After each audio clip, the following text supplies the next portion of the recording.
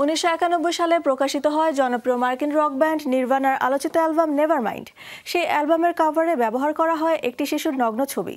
সম্প্রতি আলোচনার কেন্দ্রবিন্দুতে উঠে আসে এই ছবিটি।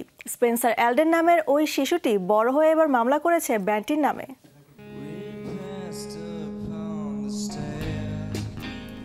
1991 সালে মুক্তিপ্রাপ্ত আলোচিত অ্যালবাম নেভারমাইন্ডের কভারে দেখা গেছে 4 মাসের স্পেন্সার এলডেন নামের এক শিশুকে পানির নিচে নগ্ন অবস্থায় সাঁতার কাটতে।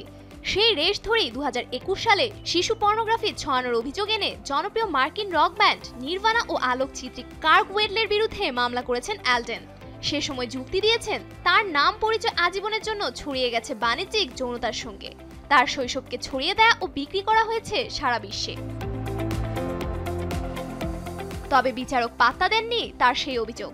ওই ছবি প্রসঙ্গে তিনি জানান, ভঙ্গি, মূল ফোকাস, পরিবেশ, সামগ্রিক প্রেক্ষাপট কোনো কিছুই এই অ্যালবামের কভারকে যৌনতা হিসেবে উপস্থাপন করে না।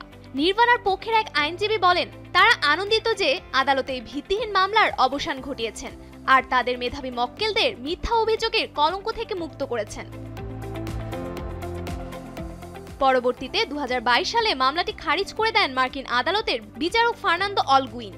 কারণ এলডেন মামলাটি করেছেন ঘটনার প্রায় 10 বছর পর, যা আইনি সীমা অতিক্রম করে। আপিল আদালত সেই সিদ্ধান্ত বাতিল করে পুনরায় মামলার অনুমতি দেন তাকে। তবে পরের বার বিচারক অলগুইন রায় দেন যে এলডেন নগ্ন ছিলেন বটে, এছাড়াও ছবিটিকে শিশু পর্নোগ্রাফির আওতায় আনার মতো কিছুই নেই। তিনি ওই ছবিটিকে একটি পরিবারের শিশুর গোসল করার ছবি হিসেবে ব্যাখ্যা করেছেন, আর ছবিটি শিশু পর্নোগ্রাফি হিসেবে বিবেচনার জন্য যথেষ্ট নয়।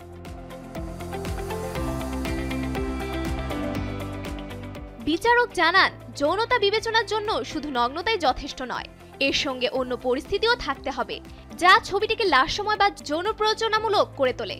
আর ছবি তোলার সময় এলডেনের বাবা মা উপস্থিত ছিলেন সেখানে, আলোকচিত্রী ছিলেন তাদের পারিবারিক বন্ধু। এলডেন নিজেও এই কাভারে মডেল হওয়ার কারণে গর্ববোধ করেছেন, এমনকি নিয়েছেন আর্থিক সুবিধাও। মামলা খারিজ হয় এলডেনের আইনজীবী রোলিং স্টোনকে বলেন, তারা এই সিদ্ধান্তকে শ্রদ্ধার সঙ্গে দ্বিমত পোষণ করছেন এবং আপিল করার সিদ্ধান্ত নিয়েছেন। মার্শ ল ফার্মের আইনজীবী জেমস আর মার্শ জানান, যতদিন পর্যন্ত বিনোদন শিল্প মুনাফাকে শিশুদের গোপনীয়তা, সম্মতি ও মর্যাদার উপরে স্থান দেয়া হবে, ততদিন তারা সচেতনতা ও দায়বদ্ধতার জায়গা থেকে তাদের লড়াই চালিয়ে যাবে। Safura Afrin, showbiz tonight.